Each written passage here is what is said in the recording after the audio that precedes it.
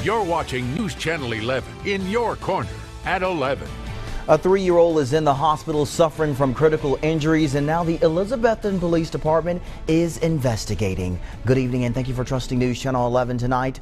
I'm Curtis McLeod. Authorities in Carter County tell us the 911 dispatch got a call for medical assistance involving a small child Friday night. Police say the mother of the child was driving to the hospital. She had to pull over on the side of the road as the child's condition got worse. Elizabethton police arrived on the scene and administered CPR to the child. Investigators are gathering information on the circumstances surrounding the child's injuries and why medical attention was needed. Of course, we're going to continue to update you on this developing story. Virginia State Police are investigating after a rogue tire bounced off of a tractor trailer and hit a man. That happened earlier today. 56-year-old Manuel Santos was driving that tractor trailer when he noticed a strange vibration. He pulled his vehicle over to the shoulder of the road, and that's when police say one of his tires broke loose and bounced into the Virginia Welcome Center located on Interstate 81. The tire bounced into a sign and then struck Marvin Owens, a 26-year-old man from Marion, Virginia. Owens was transported to the Bristol Regional Medical Center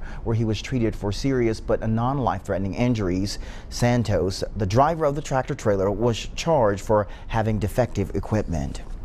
A crime alert to pass along to you tonight out of Boone, North Carolina. Police there are asking for everyone who has eyes on our broadcast tonight to be on the lookout for these two individuals seen in these surveillance photos here. Police say they are responsible for stealing various items from the pet place on Shadowline Drive. Authorities say the women entered the store together, concealed items, and then left in an unknown direction. Now, both females are in their late teens to mid-20s. Police say one of the women appears to be holding a small dog in her right arm. Now, if you have any information that could be helpful to authorities in Boone, you're asked to give them a call at the number you see there at the bottom of your screen.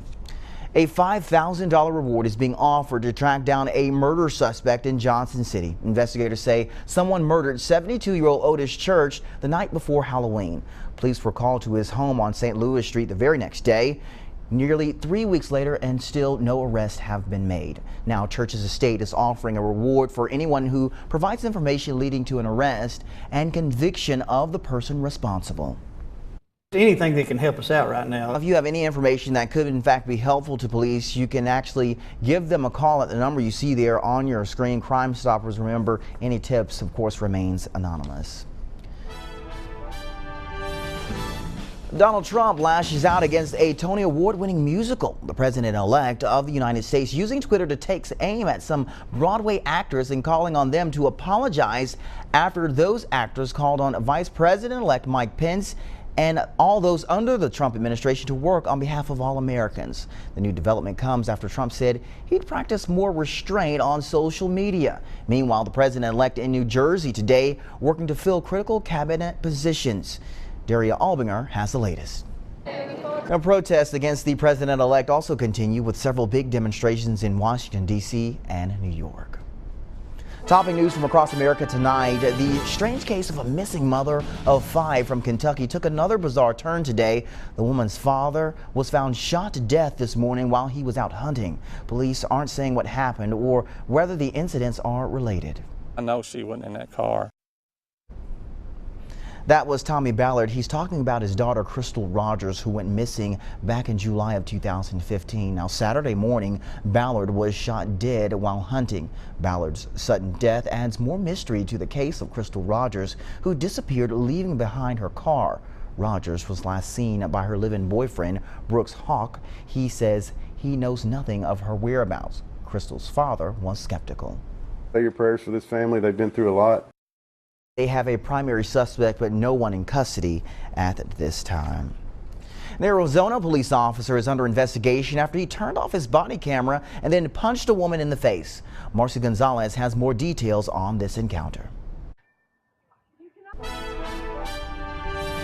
New at 11 tonight, we're in your corner with an update from the Tennessee Highway Patrol. They want drivers to know that more troopers will patrol I-40 over the Thanksgiving holiday. It's all part of a new initiative called Interstate 40, Drivers to Zero Fatalities. A new goal to make I-40 safe for all drivers. According to statistics from the Tennessee Department of Transportation, last year, 11 drivers died and over 100 cars were involved in accidents on the major highway.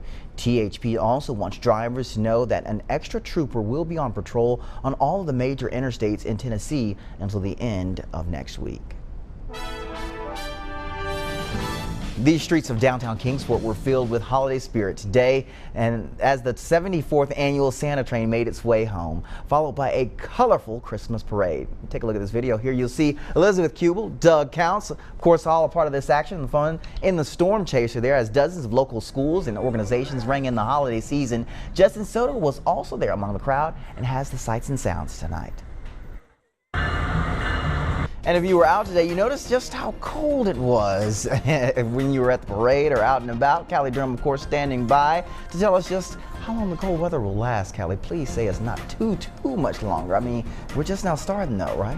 Curtis was just talking to me about some viewers saying that they were ready to see some snow. True, that's what they're saying here They on were ready Facebook. to see some They want to see snow. They're ready for the white stuff. As far as this 7-day forecast, the best potential for that would actually be Thanksgiving morning, but we only look like we're going to get down to 40 degrees, so I don't think we're going to see snow. But if we did, it would be that day. Well, we'd have to get a few degrees cooler than just that. a little bit cooler. Well, they said it, not me, because I can live without it. That's just me, though. It'll come sooner or later. Oh, I'm sure it will, and we'll be out there in it. No doubt. Right.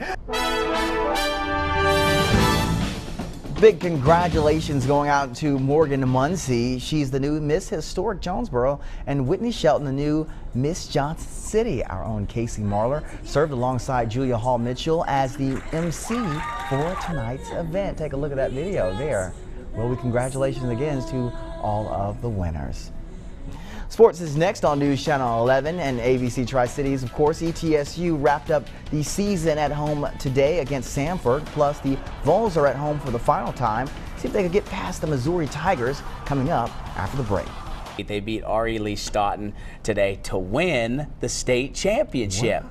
See, how about that? So congratulations, they're bringing the hardware back to Marion. Congratulations, ladies. Definitely a big congratulations to them. All right, thank you so much, Casey. We appreciate it. And we'll be right back with a final check of your weather.